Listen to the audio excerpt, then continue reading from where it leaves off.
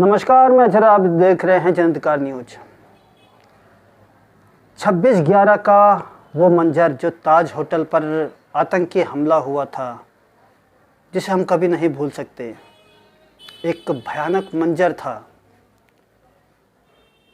ऐसा मंजर जिसे देखकर रूह कांप जाती थी। सोचो दोस्तों, उस मंजर को जिन लोगों ने देखा, महसूस किया, उन पर क्या गुजरती होगी।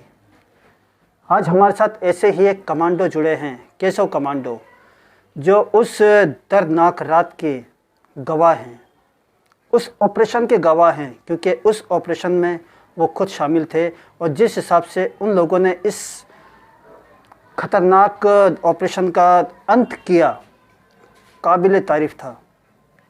तो आइए हम आपको दिखाते हैं कि किस तरह से इन कमांडोज़ ने उस ऑपरेशन को अंजाम दिया था। हम शेयर करते हैं केशव कमांडो से उस रात की उस घटना के कुछ अंश। देखते रहें जनअधिकार न्यूज़। चैनल को लाइक करें, सब्सक्राइब करें, बेल आइकन का बटन जरूर दबाएं। सबसे पहले तो मुंबई हमले में 18 सुरक्षा कर्मियों के साथ में लगभग 167 लोगों की जानें गई। मैं उन सब को नमन करता हूं। और जो दरिंदे पाकिस्तान से सुनियोजित तरीके से आए थे, उनकी जो इंसानियत और मानवता के बिल्कुल खिलाफ थे, ऐसे राष्ट्र की, जो कि हमारा पड़ोसी राष्ट्र भी है, उसकी मैं कड़े शब्दों में निंदा इसलिए करता हूं कि उन निर्दोष लोगों ने आपका क्या बिगाड़ा था। तो आज मैं उन सभी आत्माओं को नमन पुनः करता हूं, जिन्होंने हम सब की खातिर इस दुनिया से अपनी कुर्बानी देकर चले गए। वहाँ पे किस तरह से मतलब आपने लोगों की सहायता की, क्योंकि वहाँ पे आप मौजूद थे और सारा माहौल आपका देखा हुआ है।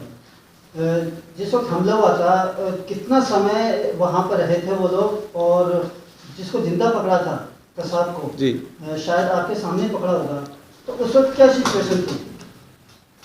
ये ऑपरेशन लगभग 26 तारीख को 8:30 बजे शुरू हुआ था और ये 29 तारीख के सुबह 8 बजे हमारे आला अधिकारी, हमारे शीर्ष नेतृत्व और उस टाइम पर IPS DG ज्योति कृष्ण दत्त साहब थे, उन्होंने इसको क्लियरेंस दिया। मतलब 26 की रात और 29 के सुबह तक ये ऑपरेशन चला। इस पूरे लंबे समय के अंदर हम जितने भी सिक्योरिटी फोर्सेस के लोग थे और स्पेशली कमांडोज के लिए वहाँ पर बहुत सारी परेशानियाँ आईं।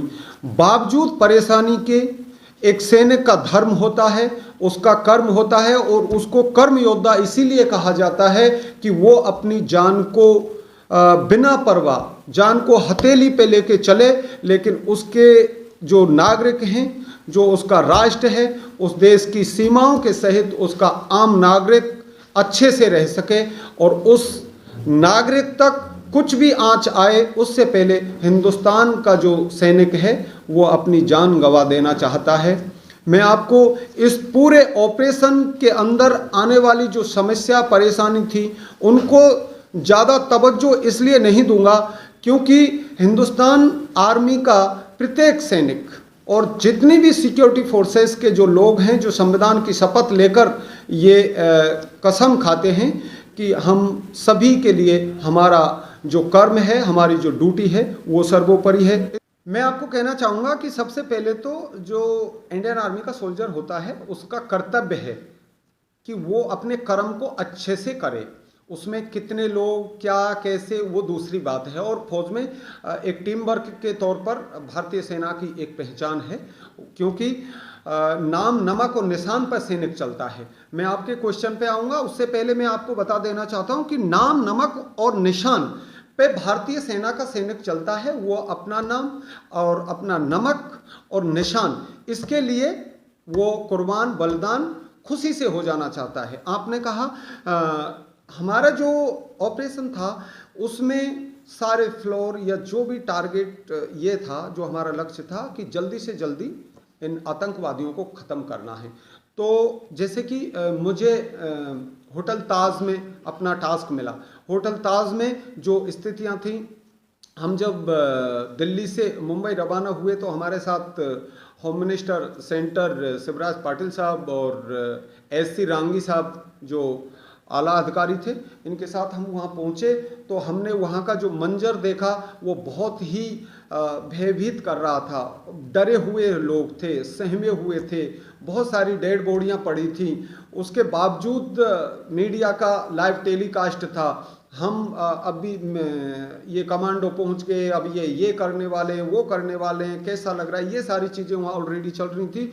तो हमने जब होटल ताज में जो मोर्चा संभाला तो उस टाइम पर बहुत सारे चैलेंजेस थे और उसमें जो आतंकवादी थे, भारतीय जो कमांडो थे, उनको इस तरह से भ्रमित किया जा रहा था कि वो कहीं आग लगा जाते थे, कहीं पर एक फायर कर जाते थे और इस कोने में फायर कर गए और उस कोने में फायर कर गए।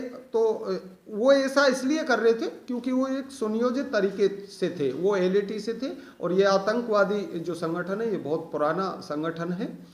तो इन लोगों का ये था कि इनको कमांडो को कैसे भ्रमित किया जाए। लेकिन हमें भी अपनी एक ट्रेनिंग थी, वो अलग बात है, वो सिक्योरिटी से संबंधित बात है। तो हमने भी पहचाना, हमारे आला अधिकारियों ने इस चीज़ को अच्छे से जाना, तो इस पर हमने बहुत अच्छे से जो भी अपने दिल की जो बात थी, जो ट्रेनिंग का हिस्सा था, उसको ध्यान में लिया और उनको वहीं पर दबोचा। वो चाहे कितना भी भ्रमित कर रहे हों, लेकिन मैं ये कहना चाहूँगा कि उनकी दरिंदगी बहुत बड़े लेवल पर पहुँच चुकी थी। जब हम गए थे तब वो बहुत ज़्यादा लोगों को मार चुके थे, जो मुझे आज भी खलता है। वहाँ पे डेड बॉडियाँ पड़ी थी और उन डेड बॉडियों से हम कूद रहे थे, जा रहे थे, आ रहे थे। मैं समझता हूँ कि एक पार्थिव देह काफ़ी उस तरह का चीज़ हो जाती है, लेकिन हमें खींचना पड़ा, हमें उनकी आड़ भी लेनी पड़ी, हमें किसी को कुछ करना पड़ा। लेकिन हमारा जो मकसद था उसमें हम कामयाब रहे और हम उसको अच्छे से कर पाए, क्योंकि तमाम हिंदुस्तानियों की दुआएं हमारे साथ थी। हालांकि उस होटल में धुआं का होना और बहुत सारी फायरिंग होना और उस तरह का मंजर था जिसमें मैं जब चले जाता हूं तो क्योंकि काफ़ी उस तरह की चीज़ हो जाती है। आर्मी लाइन आपने कब से ज्वाइन की और इसको ज्वाइन करने की प्रेरणा आपको कहाँ से मिली?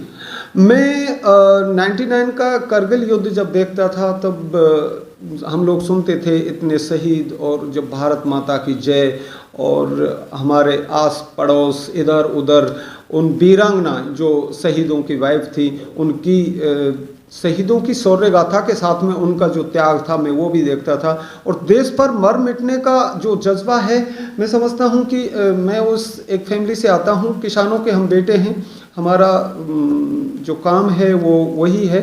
हालांकि मैं ये नहीं कहूँगा कि किसानों तक ही राष्ट्रभक्ति सीमित हो जाती है, लेकिन मेरा अपना जज्बा जायज और जहाँ से निकला वो वही था। कारगिल युद्ध को मैं मानता हूँ कि जब ये सब हो रहा था तो मेरे दिल में भी आया कि हम चलेंगे फौज में, उठाएंगे बंदूक और फिर पाकिस्तानियों से दो दो हाथ करेंगे। क्योंकि जब मैं एक बहुत ही अच्छा मैं समझता हूँ एक अच्छा टैलेंटेड स्टूडेंट था, तो मैं और जॉब कहीं जा सकता था, लेकिन मेरे दिल में ये रहा कि मैं जाऊंगा भारतीय सेना में, और मेरे दिल में शुरू से रहा दो दो हाथ करने की और इस राष्ट्र के लिए कुछ करने का बहुत ही मेरे दिल में है। आफ्टर रिटायरमेंट भी और जब मैं भर्ती हुआ था उससे पहले भी।